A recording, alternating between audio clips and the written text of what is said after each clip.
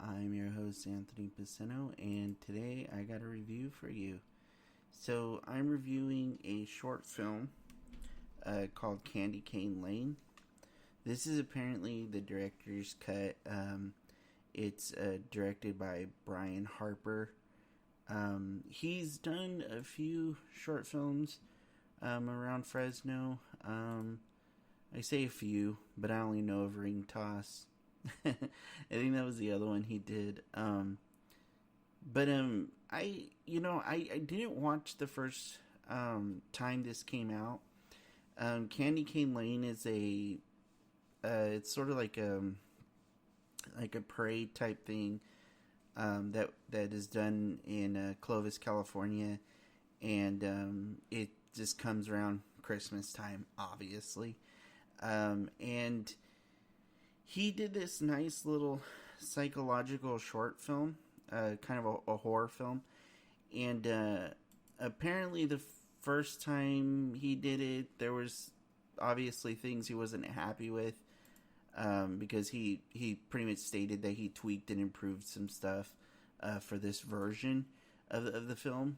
I didn't see the original, but I'm fine with not seeing the original. For me, it's like if I could see the director's best work, what they intended on from the start, that's better for me than to not see that. And if you're hearing clicking, it's because I'm doing stuff on my computer. But anyways, so I went ahead and checked this out as soon as I saw the post, and I was like really impressed with it. I like reviewing short films from around Fresno. I don't review everyone's stuff, obviously, but I do review stuff once in a while, especially the stuff that really, really pops out at me. And I saw the first short I saw from Brian was Ring Toss, and I didn't do a review of that. Partly because I'm to be honest, I wasn't like overly impressed. I liked the way it was shot. It was just more of the story didn't like do a whole lot for me. Whereas this film, so let me just take you through this. So this starts out following the star of the film, which is David David Harper.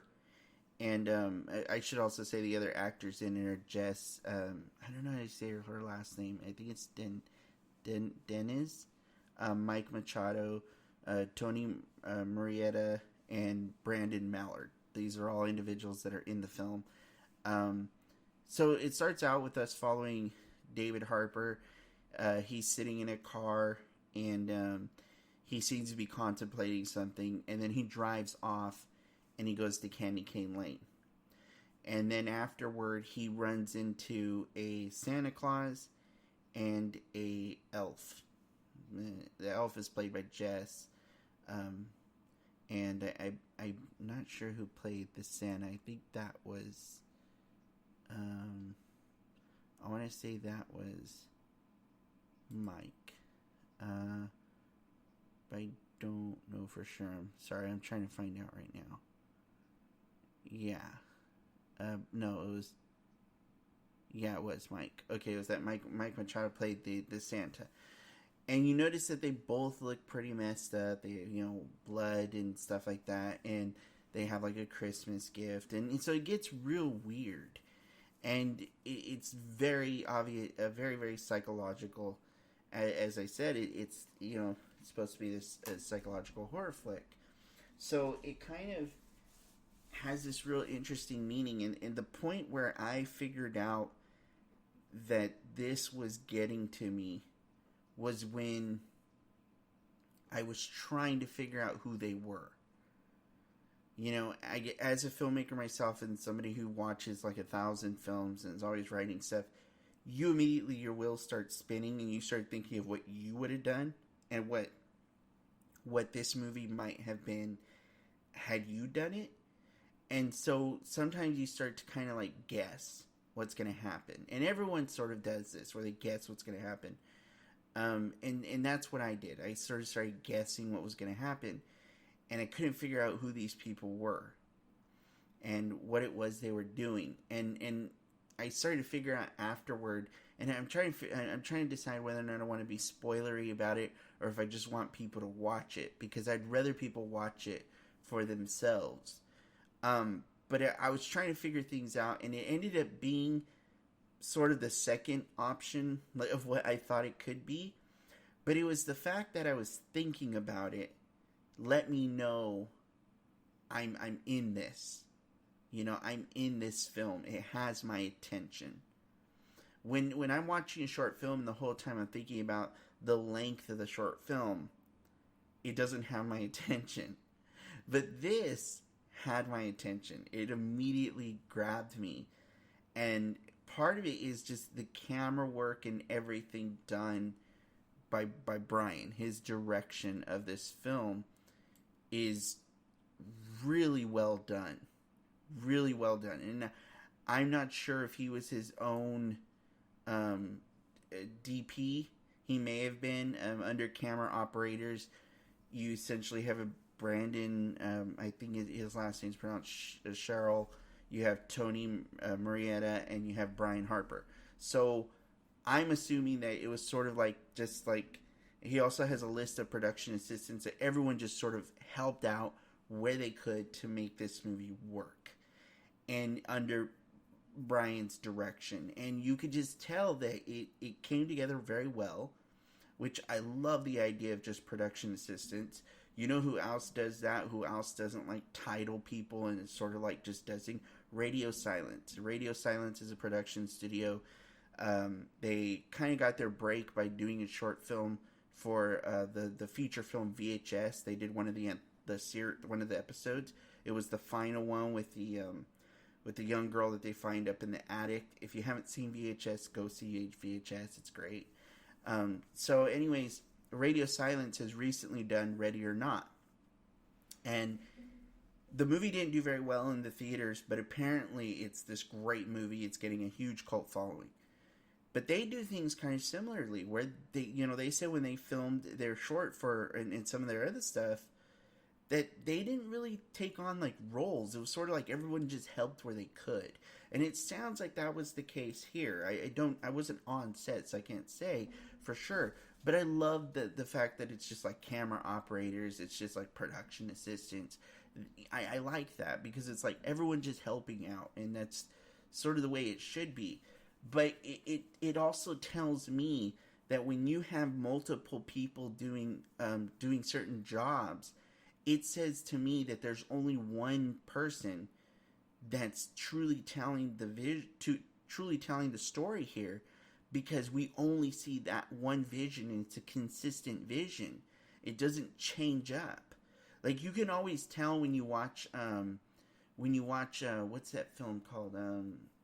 It's based on a comic book, Sin City. When you watch Sin City, you can always tell when it gets to Quentin Tarantino's part. Quentin Tarantino directed one part in the whole film, and it was the conversation between John Cusack. No, it's not John Cusack. Clive Owen. It's Clive Owen and what is his name? Benicio del Toro. His head. He has this conversation with the head, because the dude got his head cut off, and he has a conversation with this guy's head in a car. That scene is Quentin's scene. He filmed that, and you could tell because it's totally different from the rest of the tone from everything else. So that's what I'm saying. If this was done by like multiple DPs, you might have had like a different look, different camera angles, and sometimes that can mess with things. But with this film, like, you could tell Brian's vision was over it all. And I could be wrong about how it was done exactly, but I'm just saying, like from what I can tell, that was the case. And his vision was just really good. It's really good. I think this short did not have any real dialogue until the very end, and it didn't need it. It told its story through visuals. It told its story through showing you things. The choice to go black and white was an intelligent choice, because it gave you a mood. It gave you the idea of we're not in the real world. We're caught in another world, in an alternate world, a mute world, a world that isn't the normal world. So right off the bat, as soon as we see black and white, we're like, okay, we're not in Kansas anymore. That's the immediate thing that comes off to you. Then he kind of chooses these interesting visuals, interesting way of filming. It kind of almost comes off like it's a movie that takes place in the 50s. And then all of a sudden you see a cell phone pop up and you're like, oh wait, now this is modern time. And that's not a mistake. That's not in any way, shape, or form a mistake, or even something that I'm pointing out that's saying, oh, that's bad. No, that was great. Because it just gave me a certain way of seeing this film. And it was very inspirational in a lot of ways to see this movie, this short, I keep calling it a movie, but this short film, the way it was. I especially loved when he got on the phone. There's this part where like the camera flips upside down and you get what's going on. You get what it's doing. And so if I were to go in this completely blind and take off my rose-colored glasses, my director glasses, and I just watched this as like somebody who just went online and said, hit play. Oh, this is interesting. Candy Cane Lane, whatever the hell this is. Let me just watch it. It would have blew me away even more so, because I wouldn't have caught all the little things that are happening, all the little nuances that occur that are telling me a story and making me feel a certain way. So, all around, this is a great short film. I think it's a really good short film. Brian, if you listen to this, like, don't hide this film, like, try and do something with it. Because I think you can get some good attention with this. I think it's that good. And the thing is like, so in the end, there is this whole thing that sort of shows you stats, and it kind of has like a sort of public service type of announcement. I'm not the biggest fan of stuff like that, because sometimes it's like, to me, it's like, just give your message. Your message is already in the film. We don't need all that. But at the same time, it's like, it's not unfitting. I'm not saying, hey, it ruins the movie. Otherwise, I wouldn't have said, this is great, make sure people watch it. I'm just saying, like, to me, sometimes things like that kind of are like, eh. And so if you were to cut that out and then still throw it at festivals, I still think you're going to get your message across. I still think, like for a short film, you managed to tell a movie. You managed to tell a full story, and that's a big deal. And, some people might think, are you, like, friends with this guy? Do you, like, it's like, no, I've only, like, met him once, I think. I think we've met once at a mixer, and that was it. So it's like, I'm seriously just coming at this from, like, just a fan, just somebody who watched this and said, that's really good. I have to do a review on it. So, anyways, I watched Ring Toss. I thought this was better than Ring Toss.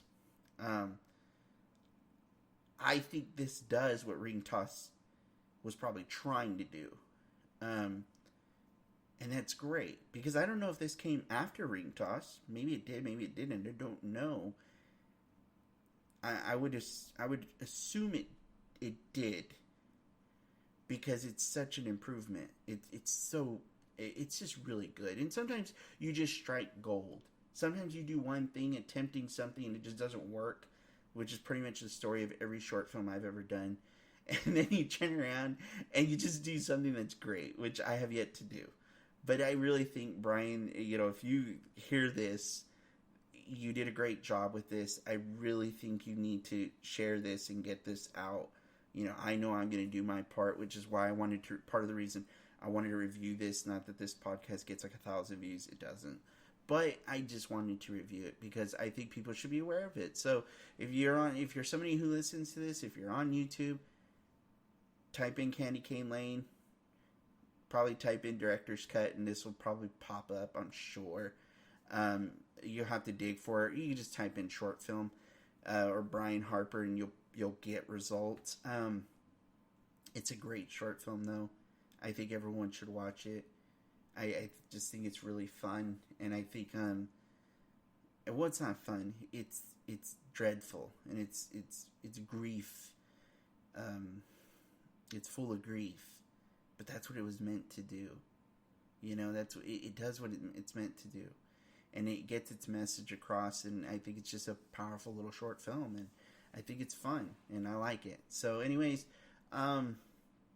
thanks for listening. I know I ramble. That's just what I do. And I'll talk to you guys later.